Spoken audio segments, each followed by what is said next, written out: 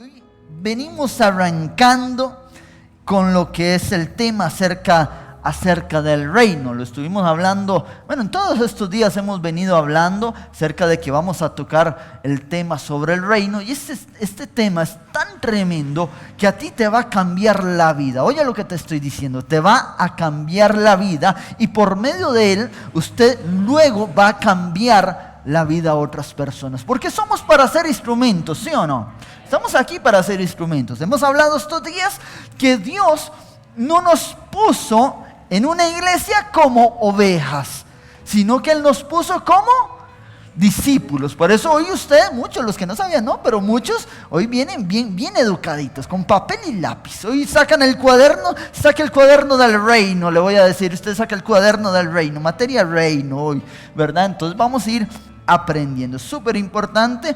Y lo felicito. También lo invito a que se una con nosotros los jueves por el Facebook Live, que está muy bueno. Me gusta cómo se está moviendo eso ahí, así que de verdad le hacemos la invitación. Vamos a hacer la introducción al reino.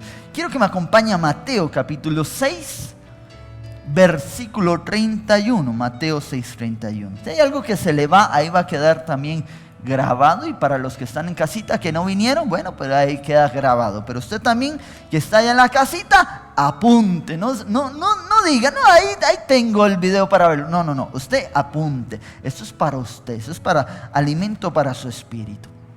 ¿Estamos por ahí? Mateo capítulo 6, versículo 31. Mira qué tremendo lo que dice. Aquí es una promesa del Padre para nosotros. Dice así: no os afanéis. Esto es Jesús hablando. No os afanéis pues diciendo ¿qué comeremos? ¿O qué beberemos? ¿O qué más? ¿O qué vestiremos? Porque los gentiles es la gente del mundo.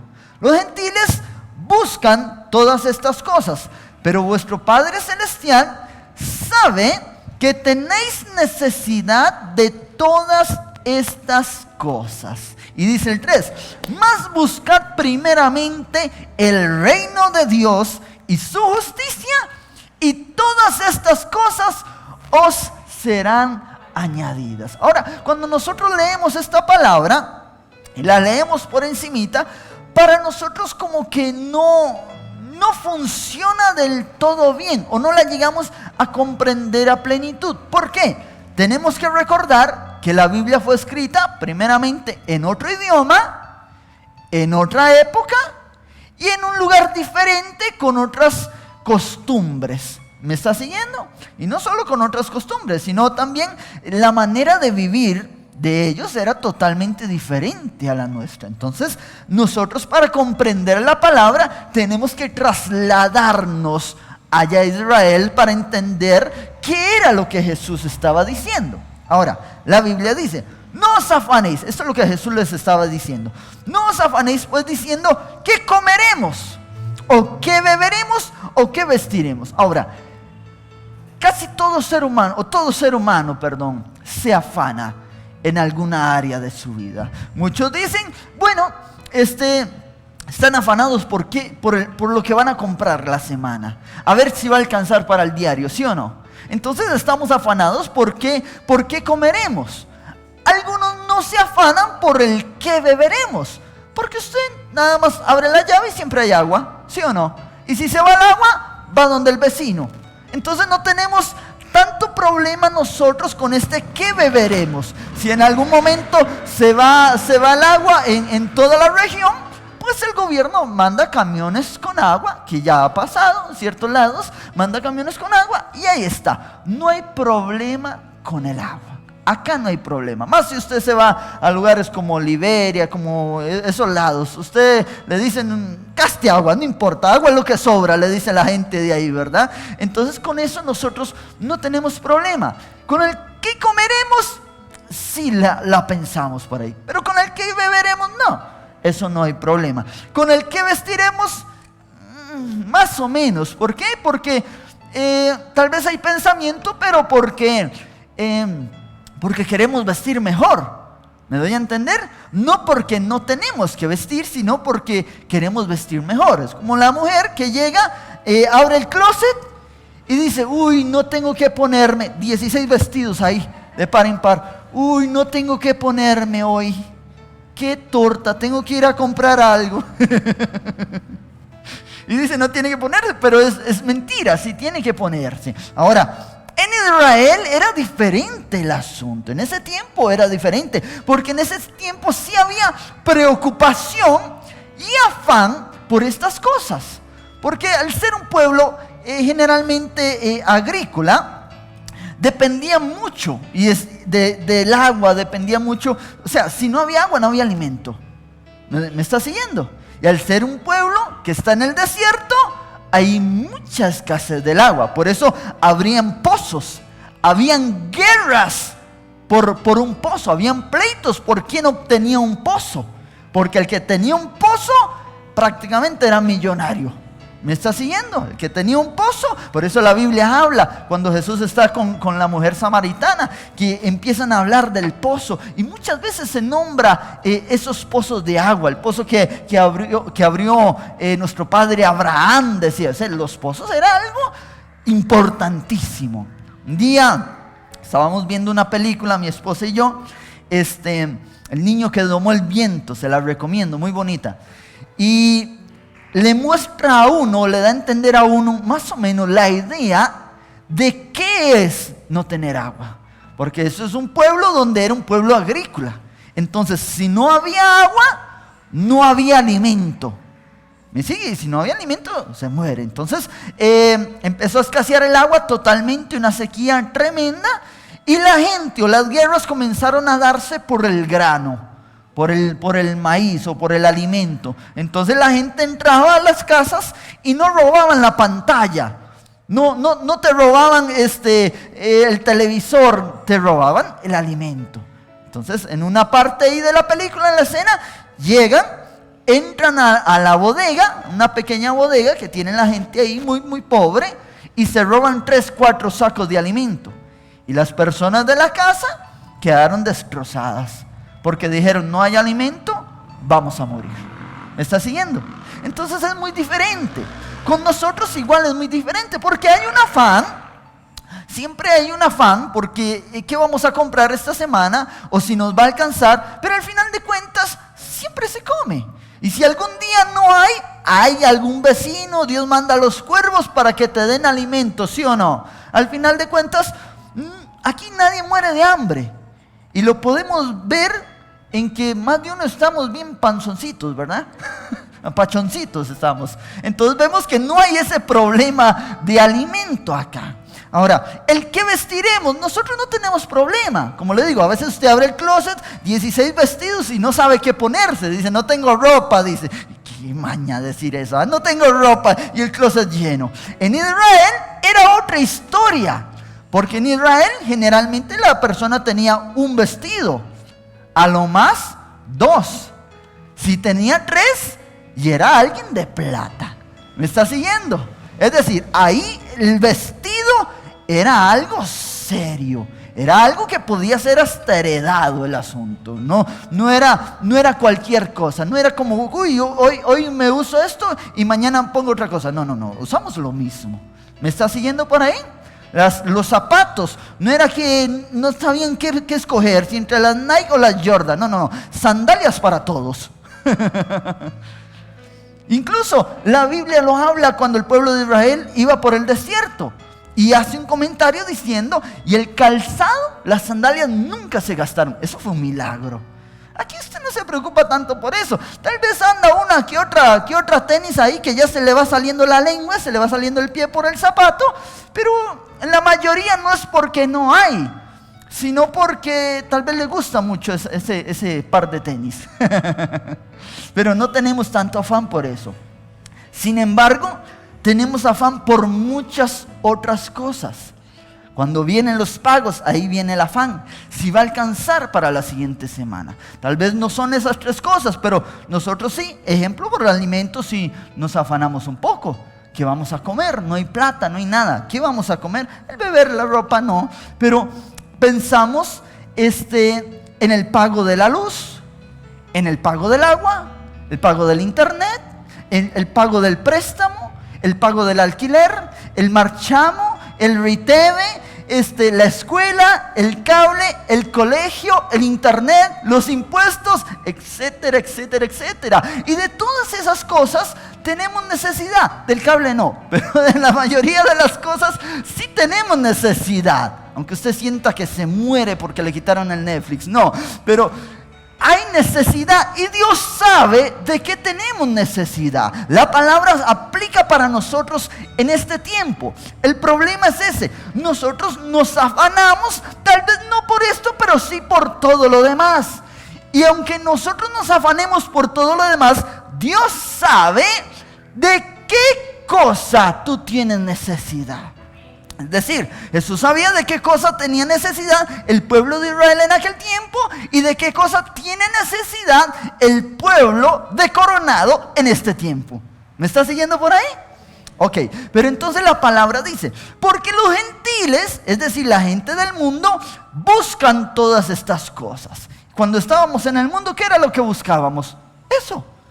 Todo el afán era por eso. El problema, la circunstancia, la situación, es que estamos en Cristo y seguimos afanados por lo mismo. Entonces la Biblia nos aclara y nos dice, los gentiles buscan todas estas cosas, pero vuestro Padre Celestial sabe de que tienen necesidad. Amén. Usted puede decirle al que está a su lado, ¿está entendiendo, cabezón? Que su Padre sí sabe de que tiene necesidad, que no se tiene que afanar por eso.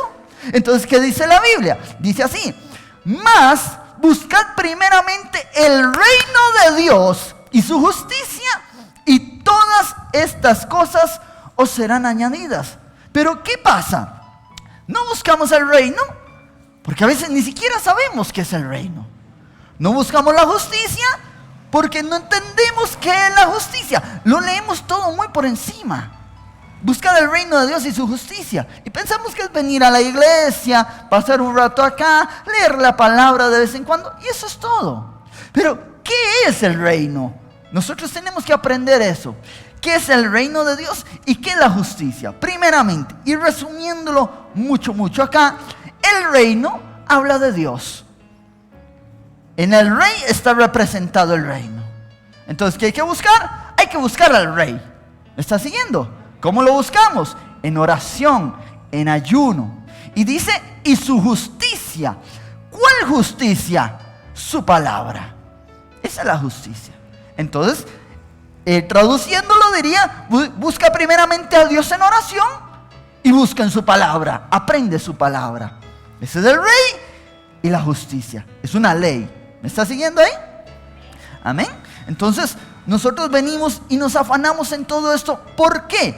Porque Satanás lo que hace o lo que hizo fue venir y tomar el reino, echarlo a un lado y traer la religiosidad sobre el mundo. ¿Por qué nos afanamos en todo esto? Porque estamos viviendo una religiosidad. Por eso la Biblia dice, los del mundo, los gentiles se afanan por todo eso, pero ustedes son hijos de Dios. Ahora lo hemos leído, pero no lo hemos comprendido, porque vivimos a través de la religiosidad. A nosotros nos enseñaron el cristianismo en todo tiempo a través de la religiosidad. Satanás eso fue lo que hizo. Cambió el reino por religión. Ay, ¿estamos acá? Mira que esto se va a empezar a poner bueno. Ahora, ¿cómo recibimos? Mira que desde el principio nosotros comenzamos mal. Porque todo lo que nos enseñaron es desde la esfera religiosa. Aquí muchos fuimos a la católica, ¿sí o no? Yo vengo de la católica. Y muchas veces uno salió de la iglesia católica religiosa para entrar en la iglesia cristiana que no era religiosa. Y sí estábamos en la misma religión. ¿Cómo recibimos al Señor? Mira esto. Cuando oramos, lo que hacemos es la oración de fe para recibirlo, ¿sí o no? Amén. ¿Cómo es la oración de fe? Yo quiero que alguien me diga cómo es la oración de fe. Vamos a ver, algún valiente. Están igual de valientes que ayer. ¿Cómo es la oración de fe? Yo quiero que usted me venga y me evangelice, que me haga la oración de fe. Algún valiente. Vamos a ver. Vamos a ver. Ruthie, que la veo que quiere, dice, yo quiero ganar almas, dice Ruthie. Venga, hágame la oración de fe. Eso, ¿ve? Así, emocionada, eso. Ajá, eso, sí, con mucha unción, sí. Hágame la oración de fe. Perdón, yo estoy recibiendo, usted me va a decir, repita eso, así como usted lo hace, ¿verdad? Vamos a ver cómo hace la oración de fe. Ahorita la calificamos. No, se lo va a sacar bueno. ¿Qué decimos?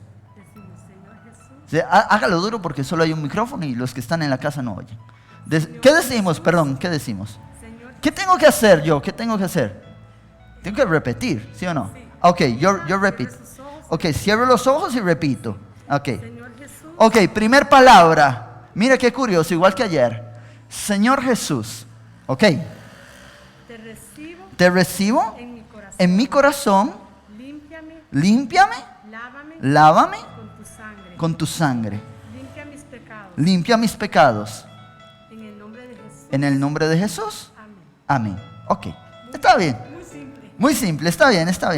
Le faltó un poquito de sazón, pero está bien. Ok, limpia mis pecados. Bueno, no me arrepentí, ¿verdad? No me puse a arrepentirme, entonces está bien, que lo limpio y no me arrepiento. Faltó eso por ahí. Generalmente hacemos eso. La oración la hacemos así. Señor Jesús, me arrepiento de todos mis pecados. Te recibo en mi vida como mi Señor y Salvador y dueño de mi vida. ¿Verdad? Nuevamente digo, como mi Señor y Salvador y dueño de mi vida. Y te pido que escribas mi nombre en el libro de la vida. ¡Pum! Soy salvo. ¿Sí o no? Así lo hicimos. Yo lo hice como 3 o 4 veces. A la cuarta lo hice en serio. Pero la misma oración. Que se vuelve una oración religiosa cuando nosotros no comprendemos. Mira, primer palabra. Repita conmigo. Señor Jesús, te recibo en mi corazón como mi único ¿qué? Señor y Salvador. Wow, como mi único Señor y Salvador. ¿Qué tiene de malo eso? Lo que tiene de malo es que estamos haciendo la oración desde el plano religioso, porque no estamos entendiendo lo que decimos. ¿Quién es un Señor para usted? ¿Qué es un Señor? A ver, ayúdeme. ¿Qué es un Señor? ¿A quién le dice Señor usted? ¿A quién? A la mayoría de personas. ¿A quién?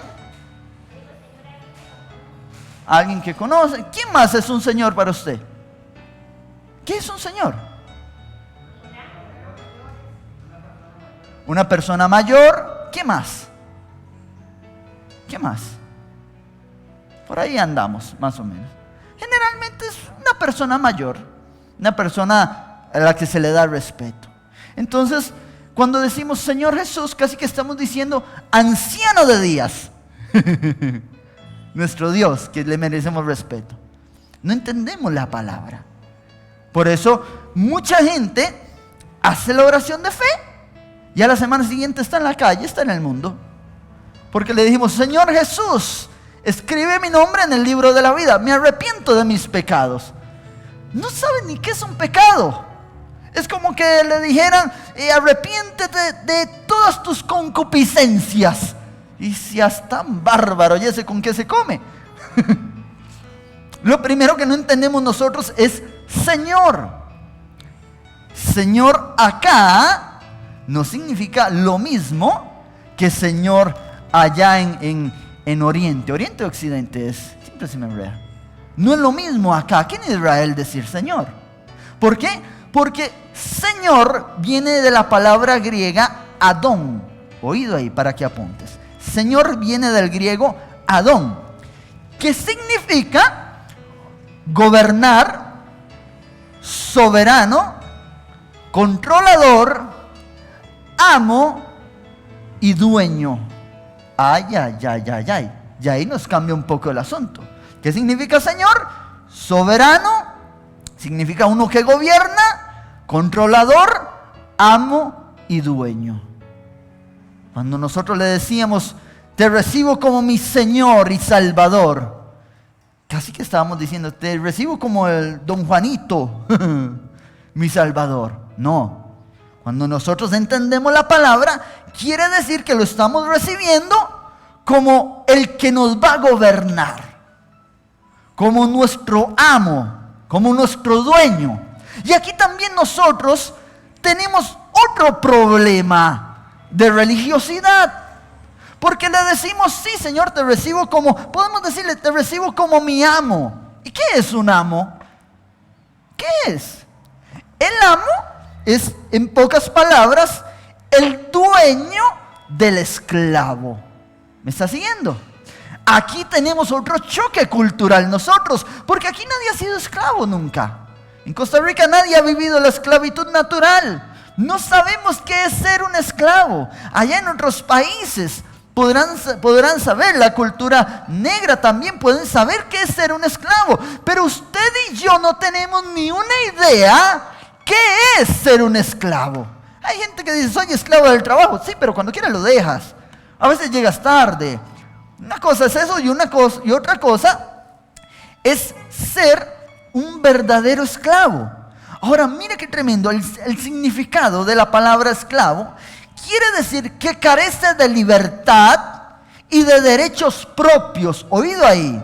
Por estar sometido de manera absoluta a la voluntad y el dominio de otra persona que es su dueño y que puede comprarlo o venderlo como si fuera mercancía. Ay, ay, ay, ve cómo cambia la cosa, ¿vio?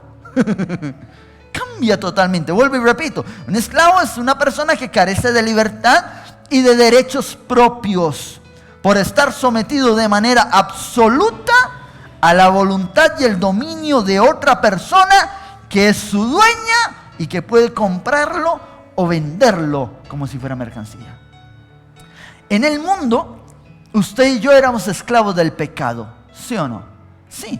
¿Qué hizo Cristo? Cristo vino y nos compró a nosotros. ¿Me está siguiendo? Él nos compró a precio de sangre. Pero ese que nos compró quiere decir que Él es nuestro amo, que Él es nuestro Señor. Es decir, seguimos siendo esclavos, pero ahora a voluntad. Ay, ¿me está siguiendo por ahí? Ese es el asunto. Decimos, te recibo como mi Señor y Salvador, pero hago lo que se me pega la gana. El asunto no es así. Por eso vivimos en una religiosidad. Creemos que podemos hacer lo que queramos cuando queramos. Dios nos manda a que nos congreguemos el domingo, el sábado, pero que nos congreguemos. Pero nosotros a veces decimos, hoy sí voy, hoy no voy, este mes no quiero, el próximo mes. Entonces, ¿eres esclavo de quién? Andas a rienda suelta por donde te plazca, donde tú quieras. No has recibido a ningún Señor como amo de tu vida. No lo hemos recibido. Cuando yo digo, Señor, te recibo como mi Señor, como mi dueño, como mi amo, quiere decir que yo me someto a tu voluntad y a lo que tú quieres que yo haga. ¿Me estás siguiendo por ahí? Mira cómo nosotros estábamos perdidos en eso. Y ahora, si hablamos de los pecados, ay, ni para qué. Siempre decimos en la oración, Señor, perdona todos mis pecados. ¿Está pensando la persona en los pecados? ¡No, hombres! Está haciendo la oración, está repitiendo como loro, pero no está pensando en dejar nada. No está pensando en dejar de tener pensamientos oscuros, o quitar la pornografía del teléfono, o dejar el chisme. No está pensando en nada de eso. Simplemente está haciendo una oración desde un plano religioso. ¿Me sigue ahí? Entonces le decimos, Señor, quita mis pecados, perdona mis pecados, pero no sabemos ni qué es un pecado. Cuando nosotros venimos iniciando, usted pregunta, ¿y qué es un pecado? Y la gente por lo general te responde, un pecado es aquello que te aleja de Dios. Y volvemos a la misma pregunta, ¿y qué me aleja de Dios? Entonces usted le responde, el pecado. Así es bárbaro. ¿Me está siguiendo? Sencillo, simple. ¿Qué es pecado? Pecado es transgresión de la ley. Me dejó peor, pastor. Transgresión de la ley es faltar a una ley que está escrita. Es decir, les pongo este ejemplo. Hace unos días me di cuenta que yo tenía la licencia vencida. Me di cuenta mientras que el tráfico me hacía el parte, me dijo, es que tiene la licencia vencida. Entonces, mientras me hacía el parte me di cuenta. ¿Por qué me hice el parte? Porque yo falté a una ley que hay. No puedo andar con la licencia vencida. Yo falté a esa ley, entonces como rompí esa ley, tengo que pagar. Si estuviéramos hablando de una manera pandereta, diría yo, pequé contra la ley. ¿Me está siguiendo? Entonces, un pecado es una falta a la ley. ¿Cuál ley? Es la otra palabra. ¿Cuál ley? La ley de Cristo. ¿Me está siguiendo? Porque la Biblia dice, y decía el apóstol, yo no sabría que el codiciar es pecado si la Biblia no dijera, no codiciarás. Y ahí andaba el apóstol codiciando de todo. Pero luego me di cuenta de que estaba en pecado. Estaba faltando a la ley. Esa es la ley, sencillo. A veces no, o podemos pensar que no podemos arrepentirnos de los pecados si no sabemos cuáles son los pecados. O si no sabemos cuál es la ley que me hace a mí fallar o faltar a un pecado. ¿Me está siguiendo por ahí? Amén. ¿Qué logró Satanás? Satanás logró separar todo lo que era el reino y hacerlo religiosidad. Por eso lo que usted ve es que la gente entra y sale de la iglesia y le da igual, porque vive una religiosidad. Satanás viene a torcer todo. ¿Recuerda la semana pasada? Ojo acá, no te distraigas. ¿Recuerda la semana pasada? ¿Qué hizo Satanás con Adán y Eva? Tomó la palabra y la torció. Entonces Satanás le pregunta a Eva y Eva dice, Satanás le dice, a Eva, con que Dios dijo que no pueden comer de ningún árbol acá. Y Eva se rascó la cabeza y dijo, no, de todos sí podemos comer, es de este que no podemos comer. No te va a pasar nada, no vas a morir. Todo lo estaba torciendo. Era la palabra, le estaba torciendo. Satanás lo que hizo desde un principio fue eso, torcer la palabra. Y cuando tuerce la palabra, cambia la esencia de las cosas. Es decir, dice esto, pero la sustancia o el resultado no es el que se espera. ¿Me está siguiendo por ahí? Mira, ¿de qué habla la Biblia? Nosotros nos ponemos a hablar acerca de eso. ¿De qué habla la Biblia? Ruth, ¿me la puedes prestar? Un momento, la Biblia, sí. Mira, nada más para dar el ejemplo. Ok. ¿Qué habla la Biblia? En el mundo, ¿de qué le hablaba esto a usted? ¿Qué pasaba en el mundo cuando usted tenía la Biblia? Yo no sé. A mí me decían que si yo leía Apocalipsis o cualquier persona leía Apocalipsis, ¿se volvía qué? Loco. ¿Ve que se la sabe? Que si usted leía Apocalipsis se volvía loco. Otros decían que la Biblia había que leerla de atrás para adelante, porque si no igual se volvía loco. Entonces usted agarraba la Biblia y la agarraba ya con un temor, con una cosa de que ¿qué va a salir aquí? Van a salir fantasmas, van a salir espíritus, algo me va a pasar. ¿Dónde veíamos a Dios? A Dios lo veíamos allá, en el trono, levantado con cara de amargado viendo para abajo, a ver qué hijo le fallaba para señalar con el dedote grande, ¡pum!, fulminarte. Entonces, qué miedo Dios. Entonces, como me da tanto miedo, mejor no me la arrimo. Porque si me la arrimo es capaz que me mata. ¿Sí o no? Sinceramente, así era. ¿Cómo veíamos la Biblia? ¿O cómo la ve mucha gente? La Biblia lo ven unos como un libro de fantasía. Oído, un libro de cuentos, un libro de historias, un libro esotérico, un libro demasiado misterioso, demasiado profundo. Eso lo veíamos, ¿sí o no? Amén. Eso era así nos enseñaron que era la Biblia. Pero, ¿qué es la Biblia en realidad? ¿De qué habla la Biblia? Es sencillo. La Biblia habla, número uno, habla de un reino, ¿sí o no? Habla de un reino. La Biblia habla de un rey. ¿Me ¿Sí? Entonces tenemos que hablar de un reino, habla de un rey. ¿De qué más habla la Biblia? Habla de conquistas. Todo Deuteronomio, el Antiguo Testamento, todo te habla a ti de conquistas. Te habla de gente que fue esclava en un reino y salió a libertad. Y después esa gente empieza a conquistar tierras. Todo eso. Te habla de reyes, te habla de reinos. Te habla de historia. La Biblia habla mucha historia. Todo el Antiguo Pacto prácticamente es historia de lo que pasaba. La Biblia te habla a ti de leyes. Oído acá. Es otra cosa de lo que habla la Biblia. Entonces, ¿qué es la Biblia? Es un libro, espiritual, un libro, ¿cómo te explico? Casi esotérico, ¿o es otra cosa? La Biblia, mira bien, esto es una constitución. ¿Me está siguiendo? Hablando naturalmente. Esto es una constitución. ¿Por qué? ¿Qué tiene? Esta es la constitución de un reino.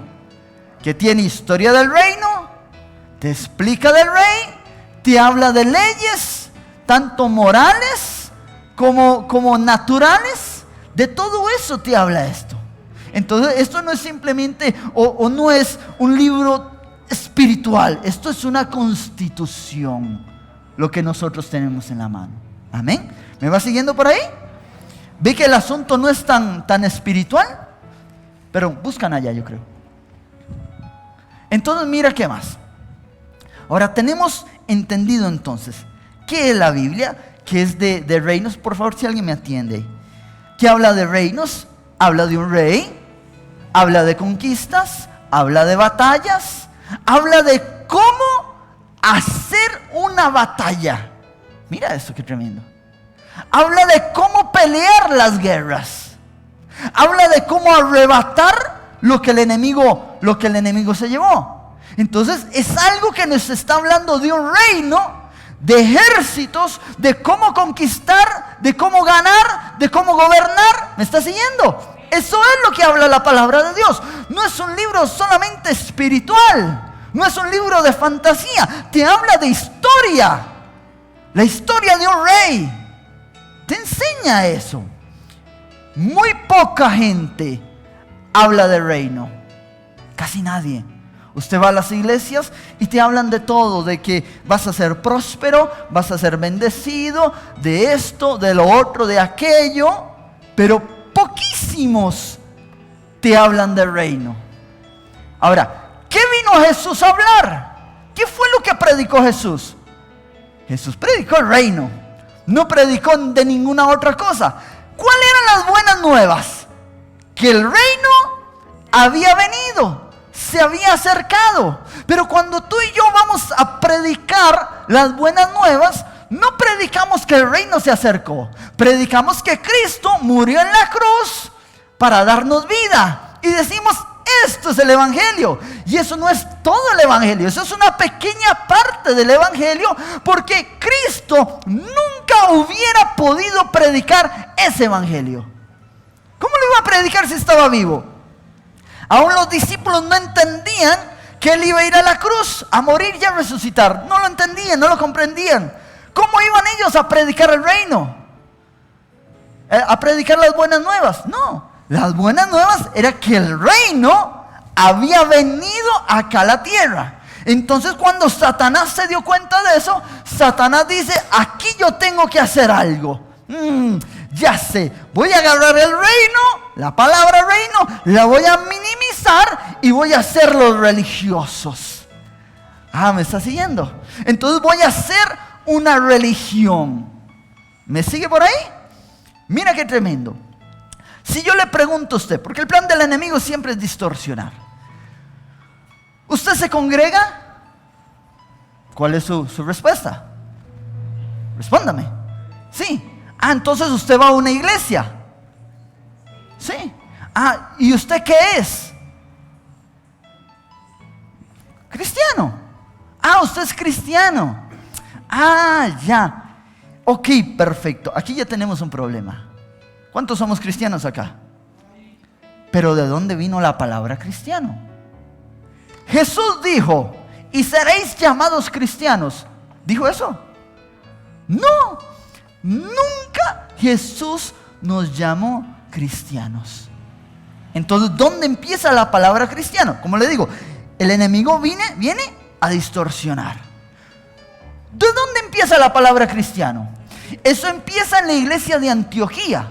Oído, había en Antioquía un emperador romano llamado Juliano. A Juliano se le llamaba o le decían el apóstata. Mira esto. Y cuenta Juliano que la gente de Antioquía acostumbraba mucho poner sobrenombres, poner apodos. Entonces, la gente de Antioquía, al ver a los seguidores de Cristo, empezó a decirles cristianos. Ay, ay, ay. ¿Y qué es un cristiano?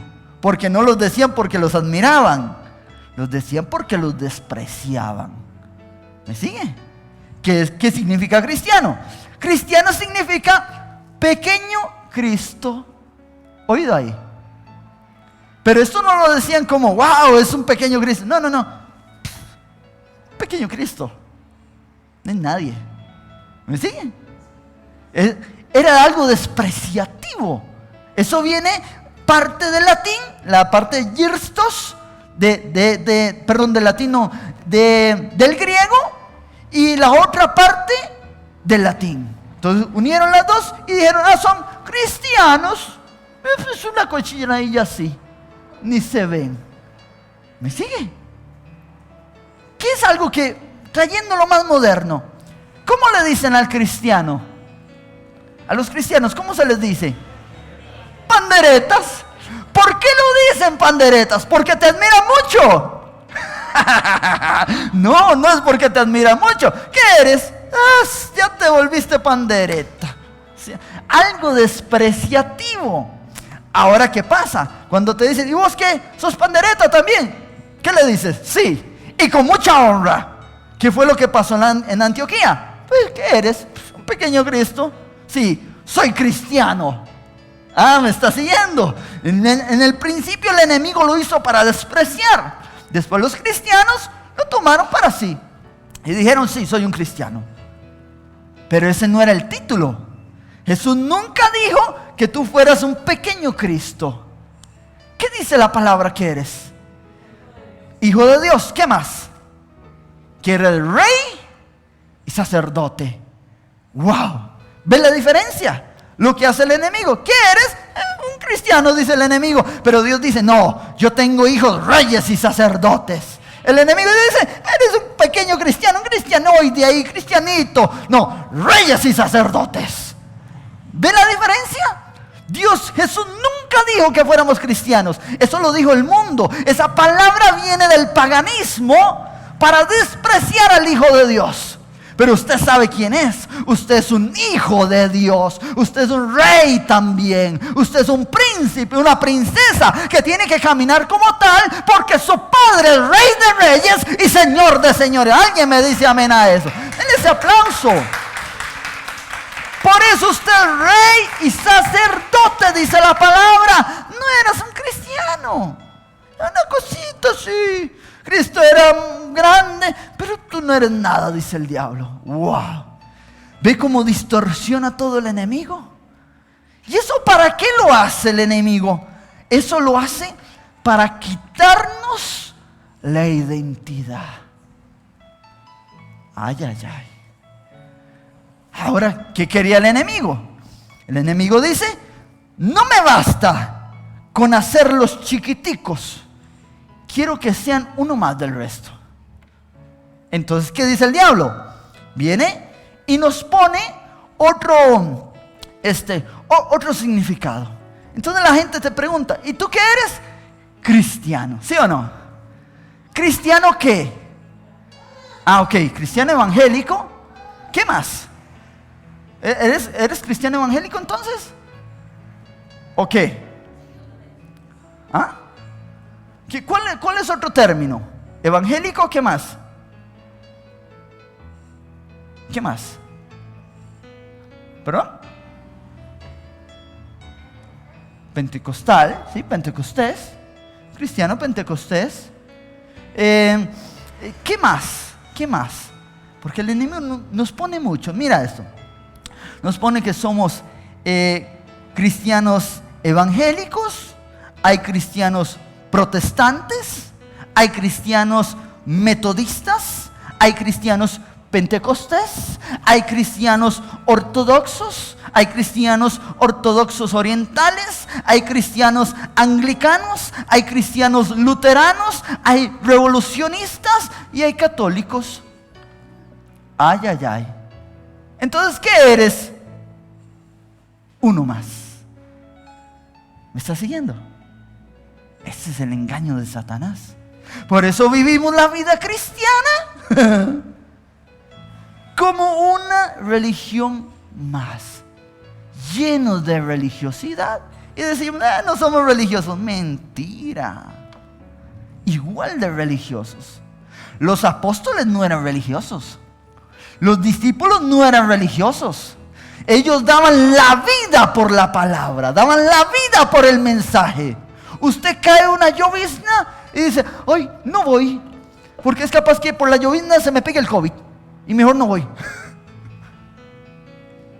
¿Me sigue ahí?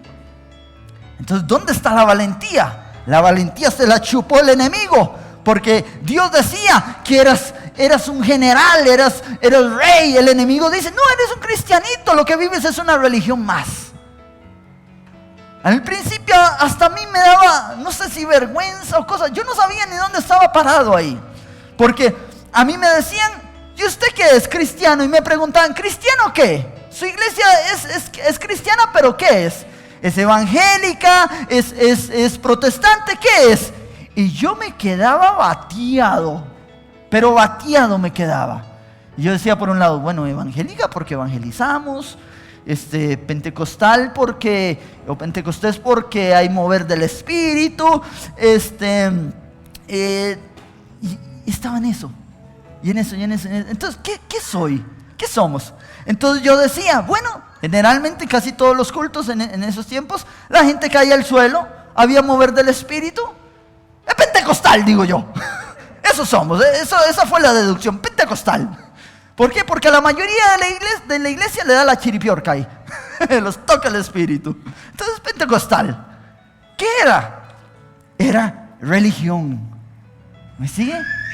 El enemigo necesita tomarte y meterte en un saco con todos los demás. Porque si tú te sales de ese saco, es capaz que comienzas a vivir la vida en Cristo como debe de ser. Ay, ay, ay, ay, ay. Y eso es peligroso. Entonces el enemigo, antes de que te creas que eres muy rey y sacerdote, muy hijo de Dios, te agarra y te mete en el mismo saco para que actúes como los demás. Mira esto. En el mundo hay más de 4.200 religiones. Oído. Ahorita activas más de 4.200 religiones. Y si hablamos de las que se extinguieron, dicen los expertos, no hay número. Son incontables las religiones. ¿Qué hizo Satanás? Agarrar al cristianismo y meterlo en el mismo saco. Una religión más. Según una encuesta en el 2020, dice que el 84.4% de la población mundial se considera religiosa. Ay, ay, ay. O sea que si la salvación fuera por ser religioso, echémonos a dormir, el mundo entero está a salvo. Solo un 15.6% de la población del mundo no creen en nada. ¿Me está siguiendo? Entonces, mira lo tremendo ahí. Ahora, tenemos que entender que el ser humano fue creado para adorar. Nosotros tenemos que adorar sí o sí. Eso está en la sangre del ser humano. Por eso en todo lado donde usted vea hay gente que adora. Usted se puede ir acá qué sé yo, a la China. Usted se puede ir, pongámosle así, al Amazonas, y puede ir bien profundo en el Amazonas y encuentra una cultura perdida en el tiempo. Una cultura que no sabe nada del mundo. Y usted se da cuenta que esa cultura adora algo. ¿Me sigue? Ellos adoran algo. ¿Por qué adoran algo? Porque el ser humano es diseñado para adorar. Entonces, cuando nosotros no conocemos a Dios, adoramos lo que nos hallemos. Se adora el palo, a la piedra, a la escultura, se adora el sol, se adora la luna, se adoran a las estrellas, se adoran a los árboles. Todo lo que haya se adora, ¿sí o no? Se adoran las vacas en la India. Mira, se adoran las vacas, se adoran los monos. Todo lo que haya puede ser un Dios, porque el ser humano necesita adorar algo. Y cuando no haya Dios, entonces adora lo que se encuentra. Mira, hace unos años pasaron en CNN una casa donde tenían el cielo raso, de estos viejitos, no de plástico, y había caído una gotera en el cielo raso blanco. Y esa gotera hizo una mancha con forma de la Virgencita. Entonces, eso lo pasaron en CNN. Entonces la gente llegaba a adorar la mancha que dejó la gotera. ¡Wow! A usted le da risa, pero eso es el ser humano. Entonces los otros adoraban palos, adoraban, hay una religión que adora los árboles, ¿sí? Y dan hasta la vida por un árbol. La gente se casa con árboles, con delfines, con... ¡Seas bárbaro! Lo adoran. ¿Por qué? Porque el ser humano fue diseñado para adorar. Ahora, cuando no encontramos qué adorar, adoramos lo que haya. ¿Me está siguiendo? Ese es el problema del enemigo. Esto está en Isaías 44:10. Ahí después lo lee. Que empieza y dice: ¿quién formó un Dios? ¿O quién fundió una imagen que para nada es provecho? Y ahí empieza. Léanselo todo Isaías 44:10. Es tremendo. Todo el ser humano tiene que adorar todo, lo que sea. Y cuando dicen, aquellos que dicen, no, yo no soy religioso, ¿sabe a quién adoran? A ellos mismos. Sí. Es una necesidad en el ser humano. Yo cuando no conocía de Dios, hace ya varios años, en un momento me metí un poquito con lo de la nueva era. Y la nueva era te llega a decir al final de cuentas que tú eres Dios. Entonces yo me ponía a pensar y digo, bueno, ¿y será que entonces yo soy un Dios? Mira eso.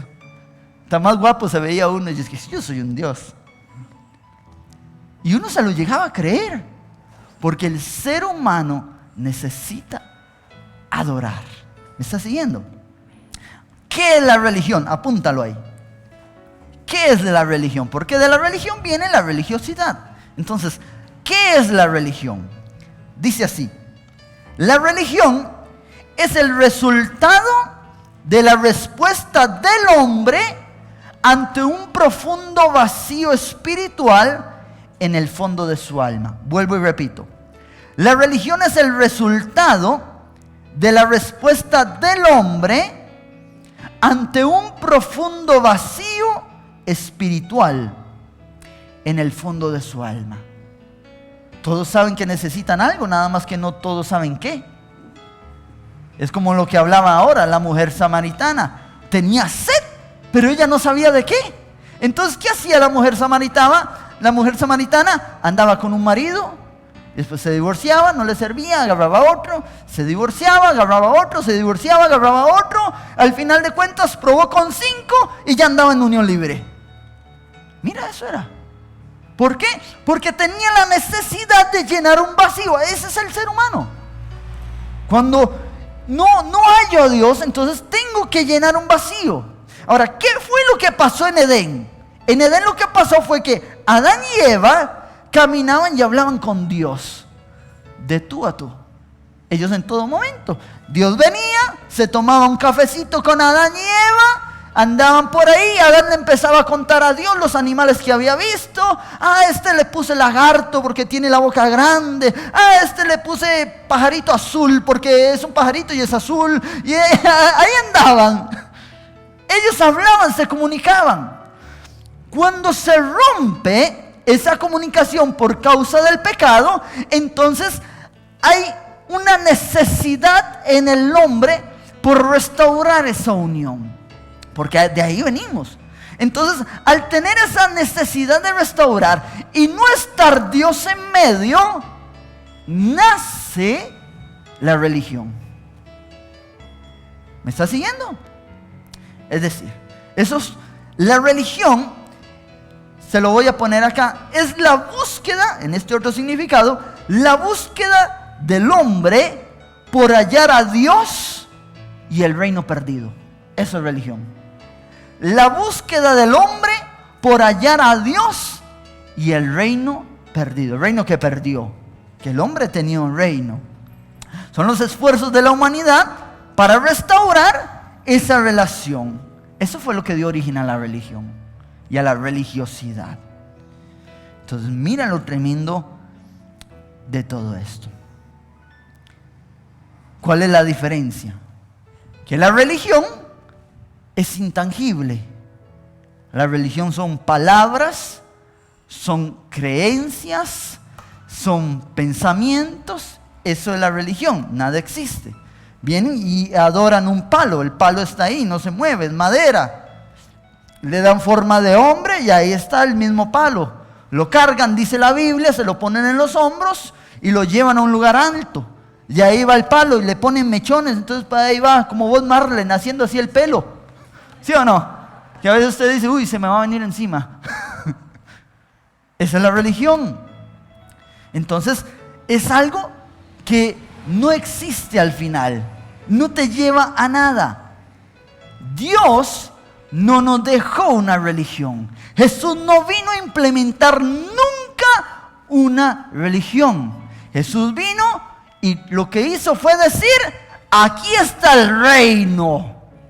El reino es diferente, un reino es diferente de una religión. La religión es intangible, no la puedes tocar. El reino es tangible, el reino lo puedes tocar. Hay un rey, hay un reino que puedes tocar, dice la palabra, arriba hay calles de oro. Las puedes tocar. Hay muchas habitaciones en la casa de mi padre. Habitaciones reales, las puedes palpar. Hay un mar de cristal. Te puedes meter al mar.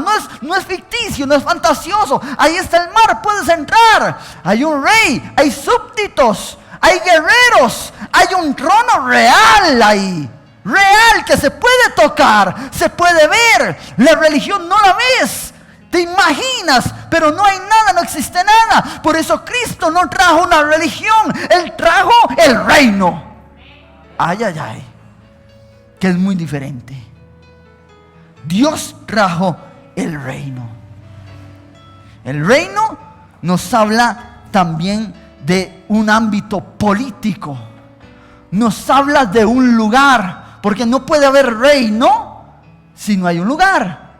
No puede haber un rey que no tenga donde gobernar. No, el rey tiene un lugar donde gobernar. La religión no. La religión todo es espiritual, todo está encima. Pero el reino se toca. El reino se siente. Por eso cuando venimos a Cristo conocimos al Espíritu Santo. ¿Y qué hizo el Espíritu Santo? Te tocó, te ministró, te sanó, te libertó. ¿Por qué? Porque el Espíritu es real, no es una religión ficticia. Él es parte del reino que está acá en este lugar. Está para enseñarnos, para guiarnos, para educarnos. Ahí está el Espíritu Santo. Él es parte del reino. No es religión. Eso hay que grabárselo. Nosotros tenemos que tomar ese chip que nos metieron de religión, quitarlo de nuestra vida y decir, bueno, ni religioso ni cristiano, soy hijo de un rey, soy rey, Dios nos ha puesto como reyes y sacerdotes, y estoy aquí, tú eres mi Señor. Es diferente. Ahí cambia el asunto.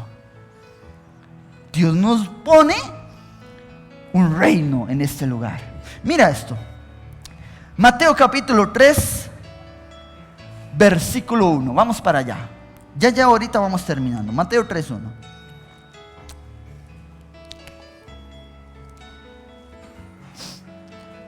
Me dice amén cuando lo tiene. ¿Vamos?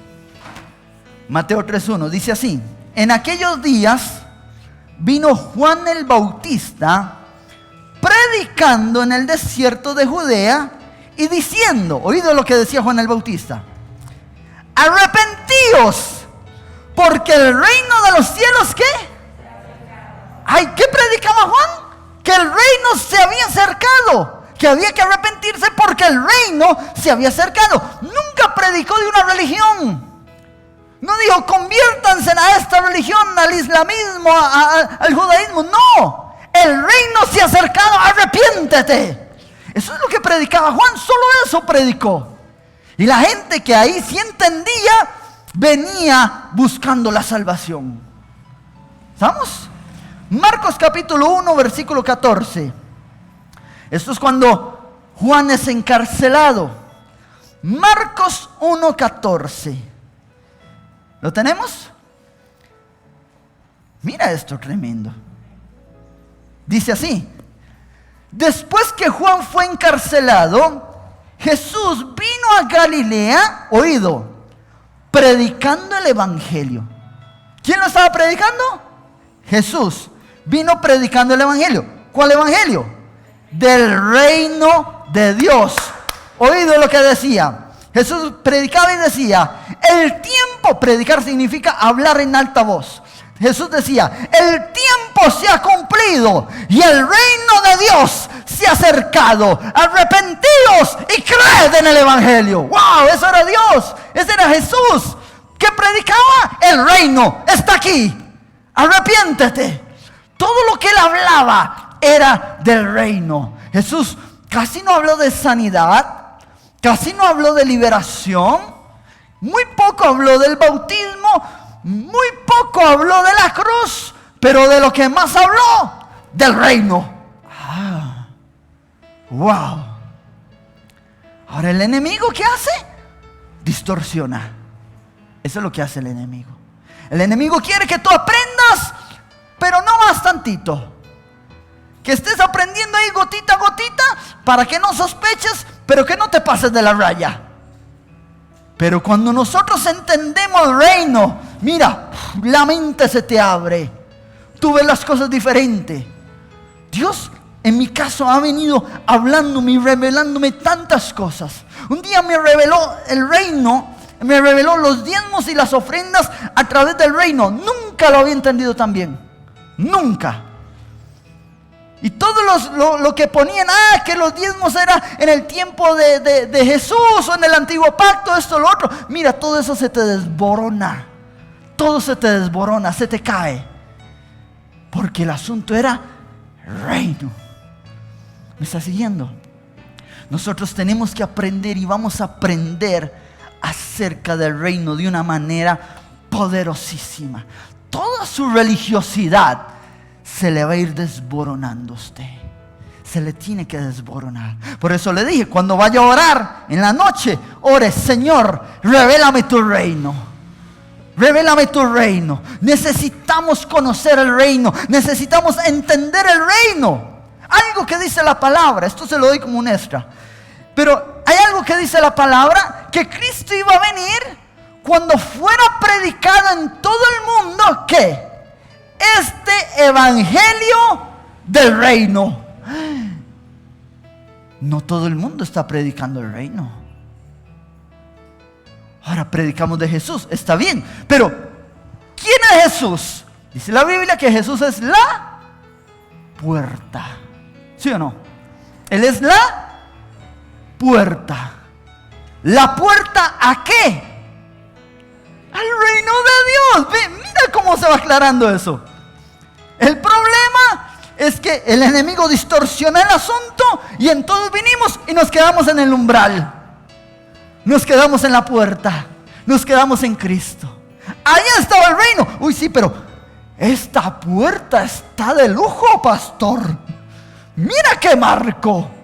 ¡Wow! Mira qué estructura. Tiene piedras preciosas. ¡Wow! ¡Qué puerta! Y Dios te está diciendo, pero pasa la puerta. Esa es la entrada, es mi hijo, pasa la puerta, ahí está el reino. No, pero es que, wow, qué puerta. Claro, nosotros nos quedamos pasmados con solo ver la puerta. ¿Me está siguiendo ahí? Nos hemos quedado admirados de solo ver la puerta, que es el hijo. ¿Y qué hay detrás de la puerta? ¿Me está siguiendo? Dios vino a presentar algo real, verdadero, no una religión ficticia. Él es la puerta, Él es el camino. La puerta es para que pases. ¿Por qué los discípulos hacían tantos milagros, tantas señales, tantas maravillas? Porque ellos vivían en el reino. ¿Me sigue ahí? Iglesia, necesitamos aprender del reino en el nombre de Jesús. Cierra tus ojos, vamos a orar. Gracias, Señor. Amado Dios y Padre, hoy te damos las gracias, Señor, por revelarnos tu palabra, por abrirnos los ojos cada día más y sacarnos de las tinieblas a la luz admirable, por quitar toda ignorancia en nosotros, Señor. Gracias. Dile a Él, Padre, yo quiero conocer el reino. Que ese reino venga sobre mi vida. Que ese reino esté en mí. Dile, amado Dios, yo te quiero recibir en mi vida. Ahora que lo entiendo como mi Señor y Salvador, el dueño de mi vida, el soberano, el amo. Dile, aquí estoy una vez más. No lo hablo desde un ámbito religioso. Lo hablo sabiendo lo que estoy diciendo en este día. Por eso ven, sé mi Señor, mi dueño y mi Salvador. En el nombre de Jesús. Amén y amén. Dale ese aplauso al Rey. Señor. Gracias, Jesús. Amén. Está bueno esto, ¿verdad que sí? Y no hemos llegado ni a la puerta. Estamos viéndolo así de lejos. Lo que viene es lo mejor, iglesia. Así que a seguir adelante y a buscar cada día más de Cristo. Dios me los bendiga. Les esperamos el jueves por el Facebook Live y el próximo sábado y domingo aquí en la casa. Que Dios les bendiga.